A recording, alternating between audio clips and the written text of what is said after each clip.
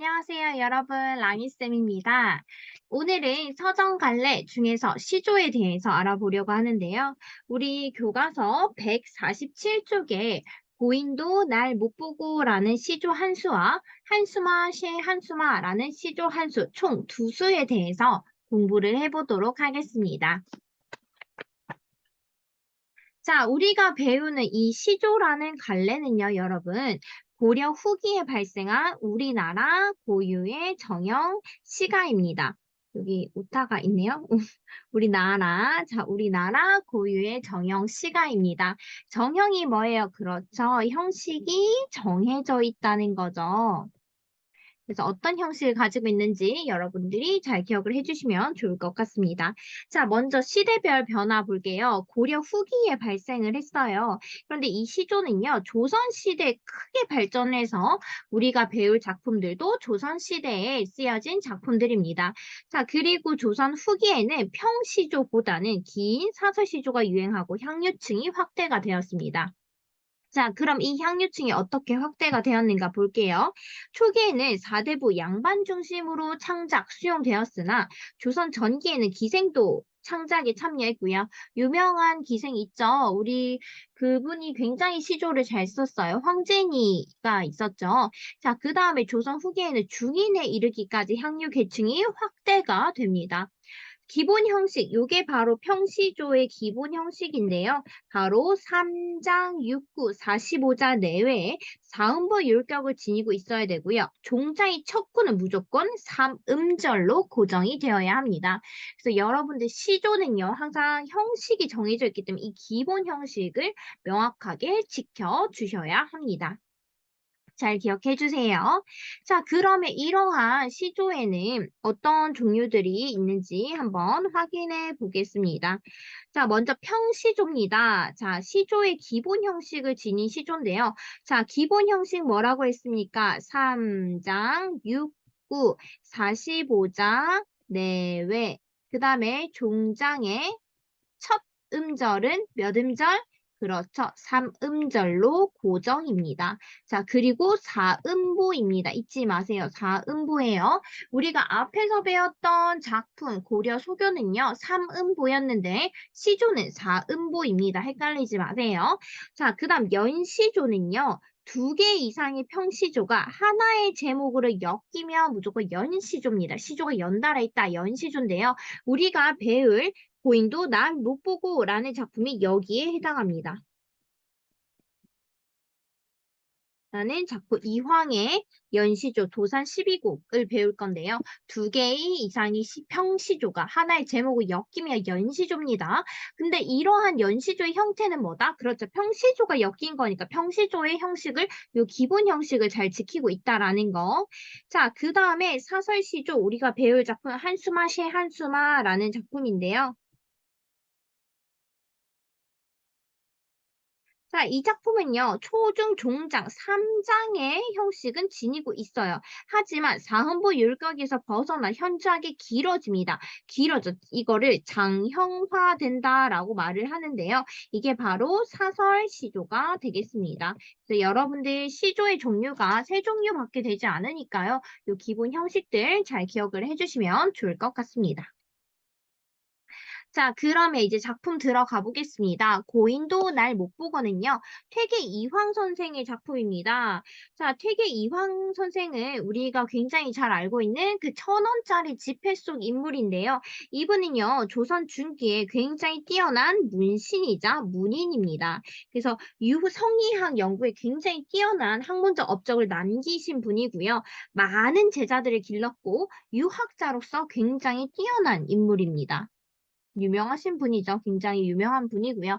그럼 이러한 양반이자 문인인 유학자가 쓴 작품은 과연 무엇을 이야기할까요? 자, 고인도 날 못 보고라는 작품은요. 이황의 도산 12곡이라는 여인시조입니다. 그 중에서 제9수가 바로 고인도 날 못 보고라는 작품인데요. 이 구수에 해당하는 이 작품은요. 언학이라는 내용이 해당이 되는데요. 이 언학은 학문에 대해 말한다라는 뜻입니다. 그래서 여기서 우리가 제목에서 알 수 있다시피 이 언학이라는 것은 아하, 드디어 이 사람은 언학, 즉 학문의 즐거움, 그리고 학문하는 자세에 대해서 이야기를 하겠구나. 이러한 내용이 작품 속에 등장을 하겠구나라고 우리는 예상을 한번 해보면서 작품에 들어가 보도록 하겠습니다. 고인도 날 못 보고 나도 고인을 못 봐. 자, 여기가 초장, 중장, 종장이죠. 총 3장입니다. 여기서 얘기하는 고인은 누구일까요? 그렇죠. 옛꽃자 사람 인자입니다. 즉 옛사람인데 화자가 이야기하는 옛사람은 바로 공자나 맹자, 주자 등의 성현을 의미합니다. 자, 그래서 고인도 날 못 보고 나도 고인을 못 본다. 즉, 화자와 고인을 서로 만날 수 있나요? 만날 수 없나요? 만날 수 없습니다. 성현들과 화자인 나는 서로를 직접 보거나 만날 수 없습니다.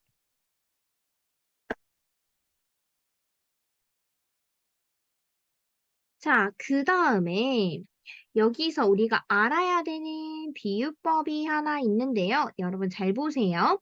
고인도 날 못 보고 나도 고인을 못 빼. 나도 고인을 못 빼. 고인을 못 봐도 여든길 앞이 있어. 여든길 앞이 있거든. 아니냐고 어쩌고. 자, 여러분 여기서 계속 확장이 되어 가는데요. 고인을 못 빼. 고인을 못 봐도 여든길 앞이 있어. 여든길 앞이 있거든. 이렇게 하고 있는데요. 여러분들 그러면 이렇게 연결이 되면서 확장이 되는 건 뭘까요? 바로 연세법입니다. 이러한 방법을 연세법이라고 하는데 연세법. 원숭이 엉덩이는 빨개. 빨가면 사과. 사과는 맛있어. 맛있으면 바나나. 이 노래 다 알고 있죠? 그쵸? 이것처럼 앞에서 원숭이 엉덩이는 빨개 했죠. 근데 이게 빨가면 한 번 더 반복되면서 사과로 확장이 됩니다. 그 다음에 사과는 맛있어. 반복하면서 어떻게? 다음 문장으로 연결되면서 확장이 되는 거죠. 이러한 비유적 표현 방법을 우리는 연쇄법이라고 합니다. 그래서 여러분들 연쇄법 아마 선생님이랑 같이 하는 작품 중에선 처음 배워보는 비유법일 거예요. 여기서 기억이 잘 안 나면 이렇게 기억해 주세요. 원숭이 엉덩이는 빨개. 빨가면 사과. 사과는 맛있어. 맛있으면 바나나. 반복된다. 앞에 내용이 반복되면서 확장되는 게 뭐다? 그렇죠. 연쇄법이 되겠습니다. 이해했나요? 네, 좋습니다. 자, 그 다음에 중장으로 가볼게요. 자, 고인을 못 봐도 여든 길 앞이 있어. 자, 앞이 여든 길. 여기서 여든 길은 무엇을 의미할까요? 교과서 147쪽의 단어 뜻에서는 가던 길이라고 합니다. 즉, 이것은요, 고인이 가던 길인데 진짜 실제로 가던 길, 로드를 얘기하는 걸까요? 아니죠. 그렇죠. 학문 수양의 비유법입니다. 학문 수양의 길을 가던 길이라고 표현을 하고 있네요. 다음 종장 여든 길 알피 있거든 아니냐고 어쩔꼬라고 얘기한대요. 자, 고인이 가던 길을 어떻게? 고인이 가던 길이 앞에 있는데 아니 가고 어쩌겠느냐. 한마디로 나는 어떻게? 그렇죠. 고인이 가던 길을 따라가겠다. 자, 여기서는 서리법을 사용하고 있네요. 자, 서리법 사용하고 있고 화자는 고인의 삶을 본받겠다는 의지를 보여주고 있습니다. 자, 그리고 맨 첫 번째 초장에서는 고인도 날 못 보고 나도 고인을 못 봐. 두 시구의 형태가 굉장히 흡사하죠. 무슨 법이죠? 그렇죠. 대구법이 초장에서 사용되고 있고요. 이것도 서리법도 똑같은 색깔로 해볼게요. 헷갈릴 수 있으니까 제가 비유법은 전부 다 검은색으로 표시할게요. 아니 가고 어쩌겠는가 가겠다는 거죠. 서리법도 사용되고 있습니다. 그래서 이 시조에서 사용되고 있는 비유적 표현 방법은요. 먼저 대구법, 연세법, 서리법이 있다라는 거. 그리고 시어가 의미하는 바가 무엇인지 여러분들 명확하게 알고 계셔야 합니다. 내용 자체가 어렵진 않을 거예요. 아하, 이 글을 쓴 작가 자체가 유학자이자 양반이고 문신이자 문인이다. 그러면 이 사람이 쓴 시조는 무엇을 얘기할까요? 그렇죠. 학문에 대해서 말하겠죠. 그래서 학문의 즐거움, 학문하는 자세에 대해서 얘기할 테니까 여기서 얘기하는 고인은 죽은 사람, 그 고자가 아니라 뭐예요? 옛 고자, 옛사람인데 이 옛사람은 그렇죠. 공자나 맹자, 주자 같은 성현을 의미하고 있구나. 이런 식으로 내용을 이해하면서 정리를 해주시면 좋을 것 같습니다. 다음 작품 제재 정리해 볼게요. 자, 이 작품의 갈래는요, 연시조입니다. 여러분, 평시조의 형태를 가지고 있지만 연시조 잊지 마세요. 우리가 평시조가 같은 제목 아래 한 수 이상 이렇게 하면은 한 개부터니까 두 수라고 합시다. 두 수 이상 있는 것을 연시조라고 하죠. 그 형태는 평시조의 형태예요. 그리고 사대부가 썼으니까 사대부 시조라고 볼 수 있겠죠. 다음, 성격은 어때요? 의지적, 고인을 따라가겠다. 그리고 교훈을 주고 있고 도학적, 도를 따르고 있는 도학적 의미. 자, 제재는요. 그렇죠. 고인이 가던 길에 대해서 이야기하지. 이 가던 길 진짜 실제로 걸어가던 길이 아니야. 그들이 걸어왔던 길. 그러니까 비유적 표현이죠. 학문을 해왔던 길을 이 의미를 하고 있습니다. 주제는 고인의 삶을 본받고자 하는 의지를 보여주고 있죠. 학문 수양에 대한 의지를 보여주고 있습니다. 특징 첫 번째, 고인이 깨닫고자 할 때 이 도를 고인이 걷던 길에 비유했습니다. 두 번째, 서리법을 활용하여 종장이죠. 자신의 의지를 강하게 표현하고 있습니다. 마지막, 자, 사음부 율격을 지니고 있습니다. 평시조의 형식인 3장, 6구, 45자 내외, 종장의 첫 번째는 사문절로 고전, 요러한 기본적인 양식들을 잘 지키고 있어요. 그리고 시조는 무조건 사음보라고 했습니다. 그런데 이제 다음 작품에 배울 사설 시조 같은 경우에는 어떻다? 그렇죠. 사음보가 되지 않는다. 장형화된다라고 설명을 했었습니다. 자, 다음은요. 아이고. 다음은 이 고인도 날 못 보고 이 작품을 정리 한번 해볼게요. 자, 이황이 쓴 이 작품의 고인은 누구를 의미한다? 그렇죠. 공자, 맹자, 주자 등이 성현을 의미했고요. 여단길에 진짜 실제로 걸어가던 길이 아니라 학문에 정진하던 그 삶을 여단길로 어떻게 비유적으로 표현했다. 아니냐고 어쩌고 아니 가고 어쩌겠는가 서리법이죠, 여러분. 고인의 삶을 본받겠다는 의지가 서리법을 통해서 더 강하게 표현됩니다. 즉, 이 작품은요. 고인의 삶을 본받고자 하는 의지 그리고 학문 수양에 대한 화자의 의지를 표현하고 있다라고 정리를 해주시면 될 것 같습니다. 다음은요, 한수마 셰 한수마 작품을 보도록 하겠습니다. 여러분, 이 작품은요, 사설시조입니다. 사설시조고요.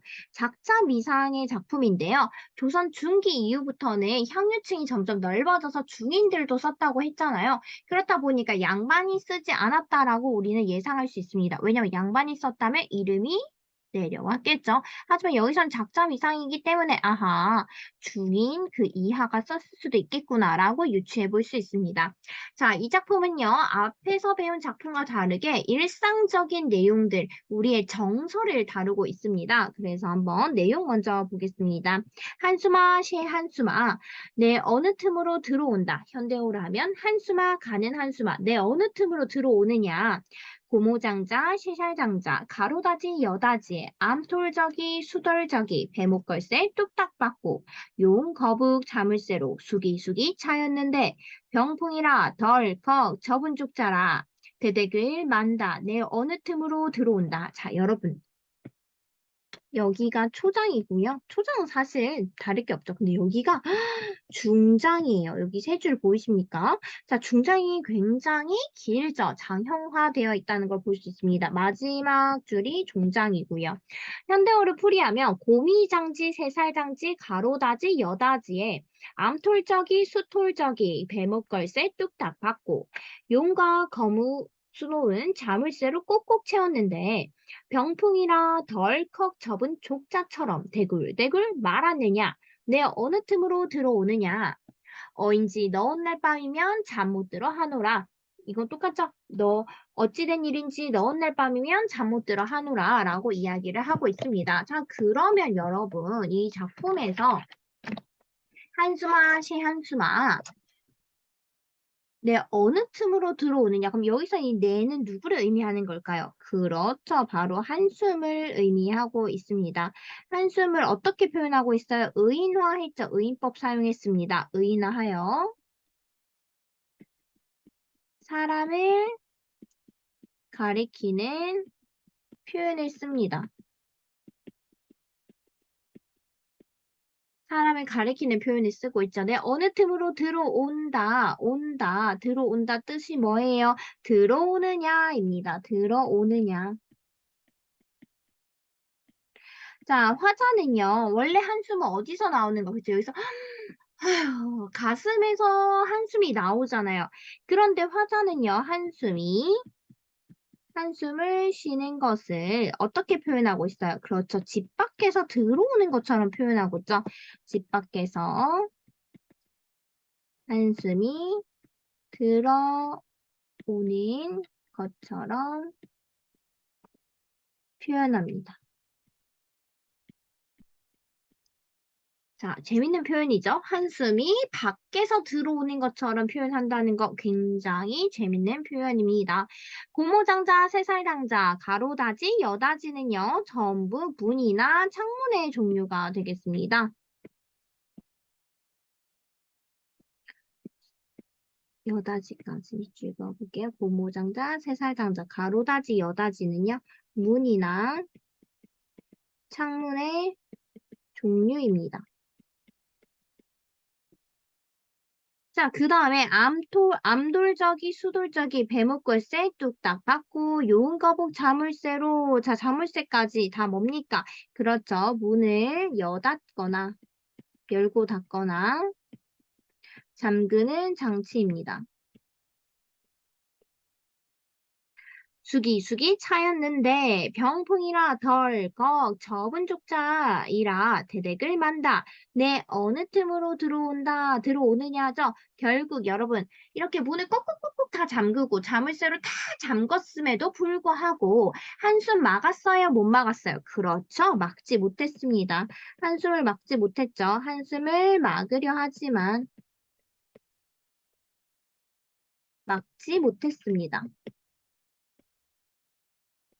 자, 지금 여러분들 여기 중장 부분 전부 다 괄호 열고 괄호 닫아 보겠습니다. 중장에서는요, 문을 닫아 한숨을 막으려는 행동 굉장히 과장되게 표현했죠. 모든 창문과 문을 계속 다 잠그고 이중장치하고 자물쇠도 다 잠궜는데 어떻게 됐어? 못 막았죠. 이렇게 한숨을 막는 과정을 과장되게 표현해서 해학미를 드러내요. 해학이 뭐예요? 웃음을 주는 거잖아요. 웃음을 유발하는 거. 여기서 중장 내용 정리해 보겠습니다. 중장에서는요, 문을 닫아 한숨을 막으려는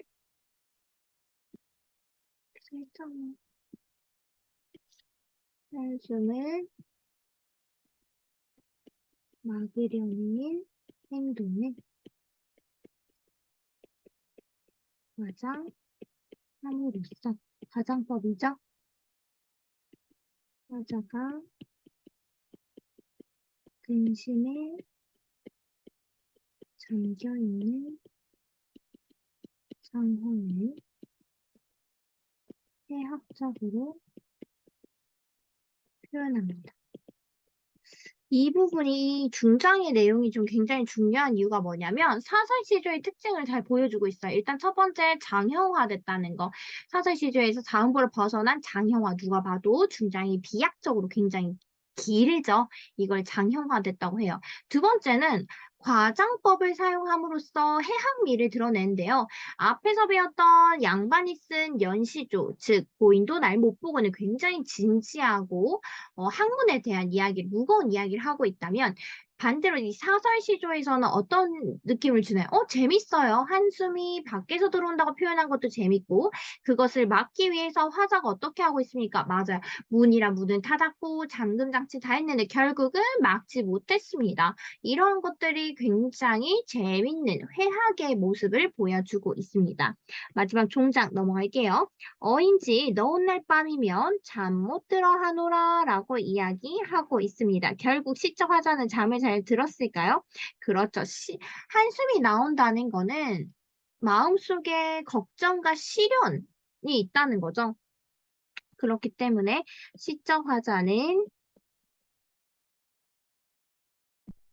시적 화자가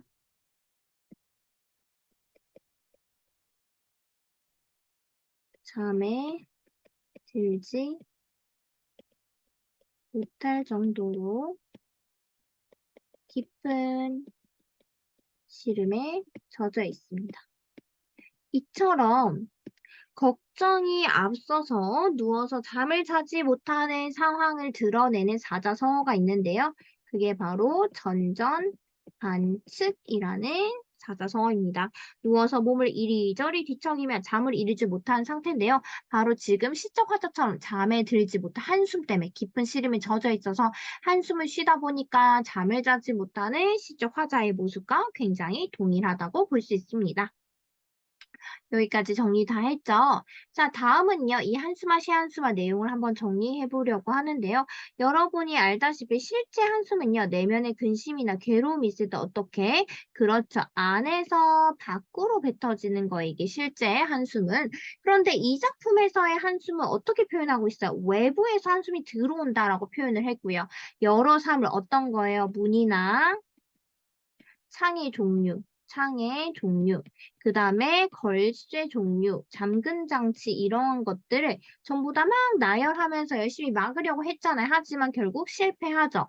그 결과 어때요? 그렇죠. 잠에 들지 못할 정도로 괴로움이 있다는 거를 알 수 있습니다. 시름에 잠겼다. 그래서 잠을 자지 못한 전전반측의 상태이죠. 그래서 이 작품에서는 자신의 내면에 그칠지 모른 시름이 있음을 해학적으로 재밌게 웃음을 유발하면서 표현을 하고 있다입니다. 자, 제재 정리 한번 해보도록 하겠습니다. 갈래는요, 사설 시조입니다. 잊지 마시고요. 성격은 굉장히 재밌죠. 해학적이고 정서에 관련된 거죠. 다음, 한숨, 문이나 창문에 관련된 사물도 계속 나열하고 있었죠. 주제는 그칠 줄 모르는 시름, 아이고, 사물이 아니라 그칠 줄 모르는 씨름이죠. 이거를 수정해볼까요? 그칠 줄 모르는 씨름이 되겠습니다. 그러니까 내가 한숨을 막기 위해서 열심히 노력했지만 결국 한숨이 나왔다는 것, 씨름에 잠겼다는 것을 알 수 있습니다. 생활 속의 사소한 사물들을 열거하죠. 열거법입니다. 그래서 진솔하고 생동할 게 자신의 정서를 표현하고 있고요. 한숨을 의인화했죠. 의인법입니다. 고달픈 삶에 대한 애환을 재밌게 해학적으로 표현했습니다. 자음부 율격 이탈했죠. 어디가 중장에서 굉장히 길어졌죠. 장형화됐죠. 그래서 자음보의 율격을 벗어나고 있다입니다. 자, 두 시조를 비교해 보겠습니다. 이 내용은 너무너무 중요하니까 여러분들이 잘 기억해 주셨으면 좋을 것 같네요. 자, 먼저 연시조입니다. 고인도 날 못 보고는 태계 이황 선생, 즉 조선의 유학자이자 양반이 쓴 작품이고요. 시조 짧아요. 일반적인 평시조 길이 어떻게 된다 구조? 3장 6구 45자 내외. 종장의 첫 음절은 3음절로 고정, 그 다음에 4음보다라는 거 잊지 마시고요. 유교조 사상을 얘기하니까 굉장히 진지하기 때문에 웃음을 유발하는 요소, 해학적인 미는 없습니다. 유교적 삶의 자세를 드러내고요. 해학적이지 않아요. 고인의 삶을 본받고자 하는 의지가 드러낸다. 즉 학문 수양에 대한 굉장히 진지한 내용의 작품이었습니다. 자, 다음은요. 사설시조인데요. 한수마 시한수마는 사설시조입니다. 작자 위상이고요. 대체로 조선시대 평민과 관련 지어 있죠. 그래서 아무래도 평민이 짓지 않았을까라고 볼 수 있습니다. 오타가 많지, 오늘? 미안해요. 급하게 빨리 자료 만들고 영상 찍는다는 생각에 오늘 조금 오타가 많네요. 여러분들 조금 선생님 이해해 줄 수 있죠?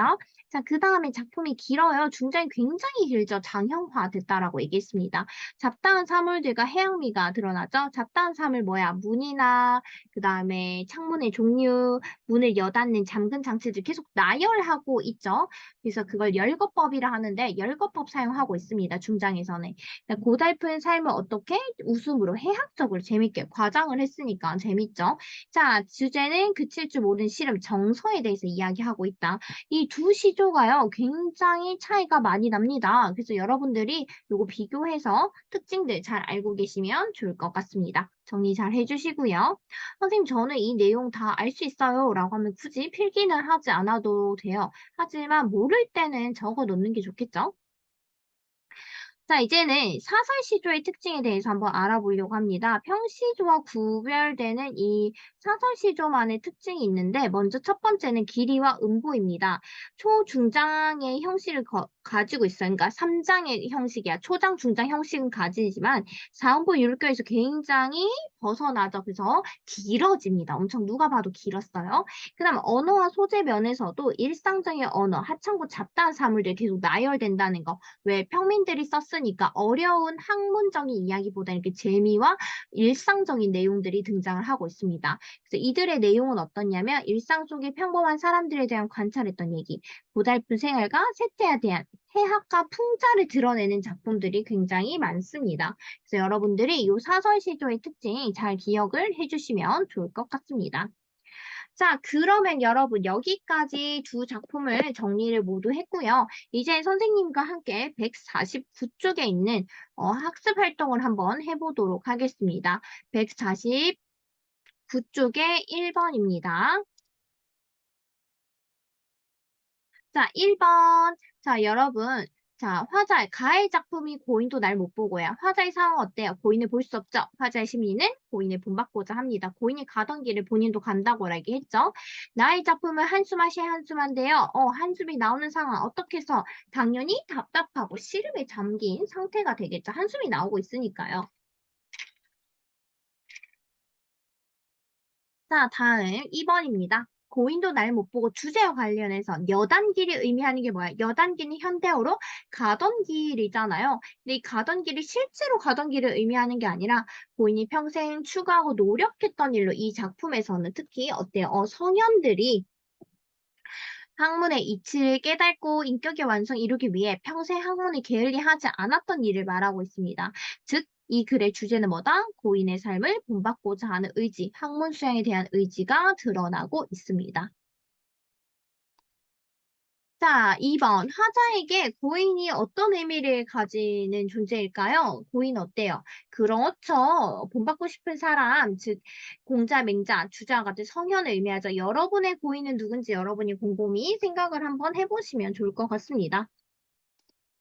자, 여러분 3번에 1번 한숨아 쉬 한숨아에서 한숨 쉬는 까닭 알 수 있어요? 아, 몰라요. 작품에서 등장하지 않았거든요. 그냥 우리가 유추해 본다면 뭐 이런 내용들이 있겠죠. 속상한 일이 있을 거야. 하지만 진짜 속상한 이유에 대해서는 작품은 없었다는 거. 자, 한숨을 막기 위해서 어떤 일을 했었나요? 그렇죠. 한숨을 막기 위해서 문이나 창문을 닫고 자물쇠 걸어 잠궜죠. 하지만 사실은 이 한숨 자체가 몸에서 나오는 거니까 아무리 들어오지 마라고 문이나 창문을 잠궈도 한숨 막을 수 없겠죠. 그렇지. 이렇게 답답한 마음을 풀어내고자 해학적으로 드러내고 있다. 과장법을 써서 해학적으로 드러내고 있다. 내용 정리만 해주시면 좋을 것 같습니다. 다음 4번으로 넘어가 볼게요. 자, 여러분 150쪽에 4번입니다. 150쪽이 4번 같은 경우에는 여러분들이 조금 밑줄을 긋고 넘어가야 할 것 같아요. 아까 제가 정리했던 내용이긴 한데 그래도 있으니까 같이 밑줄 그어보도록 하겠습니다. 자, 사설 시조는 되게 종장이 평시조와 비슷한 틀을 유지하는데 초장, 중장 혹은 그 중 일부가 사부 율격에서 벗어나죠. 그래서 우리 작품은 중장이 굉장히 길어졌죠. 장형화됐다라고 얘기했었습니다. 사선 시조가 지배하는 원리는 웃음의 미학, 해학이죠. 일상적 삶 속의 감람 을려에 대한 관찰, 고달픈 생활과 세태에 대한 해학, 재밌는 거죠. 풍자, 등이 그 주요 내용을 이루고 있고요. 일상적 언어와 잡다한 사물들이 사소한 사설 지조에 등장 중요해요. 잡다한 사물들, 하찮은 일상적 언어들 사용하고 있고요. 왜냐하면 평민들이 많이 썼을 테니까요. 중인들 이하. 자, 그래서 구체적인 생동과 불어익히며 때로는 경쾌한 익담과 익살, 재담 일으키죠. 그래서 잡다한 사물과 숨가쁘게 나열하는 표현의 이런 모습들을 보여주고 있다라는 거. 자, 그 다음에 내용 정리해 볼게요. 그래서 두 시조의 형식을 비교해 보면 어떤데? 라고 우리가 정리를 해 보겠습니다.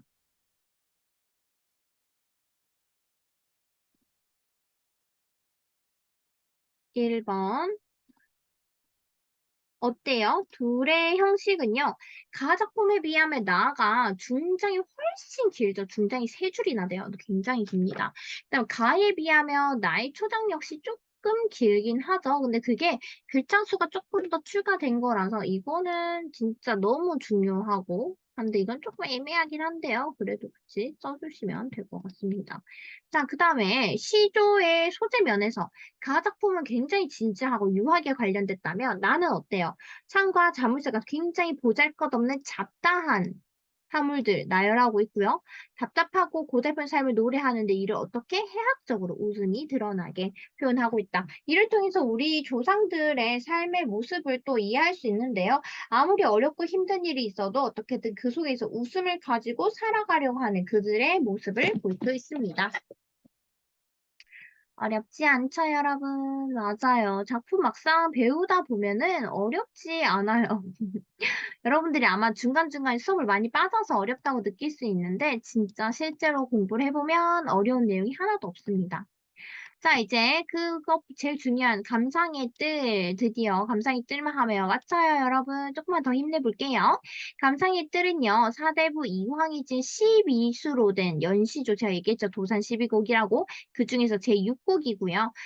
보통 도산 12곡을 전 6곡과 후 6곡을 나는데, 전을 언지라고 하고, 후를 언학이라고 합니다. 근데 우리가 6군이 9곡이니까, 제 9곡인가, 요 뒤에 속하겠죠? 자, 언학은요, 학문을 수양하는 바른 성장 기른 뜻으로 알 수 있고요. 우리 이제 고인도 날 못 보고는 언학에 속하는데 이 고인이라는 한자, 한 단어만 제한 순우리말로 사용했습니다. 굉장히 중요하죠. 우리의 고유 형식의 시조를 순우리말로 썼다라는 거. 한수만 세한수만은요, 아무리 막아도 틈을 뚫고 들어오는 한숨을 통해 한숨을 토하게 만드는 근심과 서름이 없는 삶이 불가능하다고 말하는 사설시조입니다. 그래서 중장에서는 사물을 나열하는 열거법 사용하고 있죠. 열거법 잊지 마세요. 있는데 이 사설 시조에서 자주 보이는 특징이라는 거 잊지 마세요. 해학과 열거, 일상적인 언어를 사용하고 있다라는 거. 감상의 뜰 너무 중요하니까요. 여러분들이 또 감상의 뜰 제가 매번 작품을 할 때마다 중요하다라고 얘기하는데 여러분도 잘 알고 있을 거라고 생각해요. 중요한 거. 그래서 감상의 뜰까지 우리가 마무리를 해보았습니다. 그래서 여러분, 이제 작품이 끝이 났는데 생각보다 시조가 어렵지 않아요. 짧다 보니까 오히려 여러분들이 여태까지 배웠던 작품에 비해서 오히려 훨씬 쉬울 수 있습니다. 그래서 시어가 가지는 의미, 그리고 여기서 중요한 건 시조의 형식, 소재, 이런 특징들이 굉장히 중요하니까요. 여러분들 그 부분에 주목해서 공부를 해주시면 좋을 것 같습니다. 공부 열심히 하시고요. 모르는 거 있으면 언제든지 선생님한테 와서 질문 꼭 해주세요. 선생님은 언제나 여러분을 응원합니다. 오늘 수업도 열심히 들어줘서 감사합니다. 오늘 수업 끝!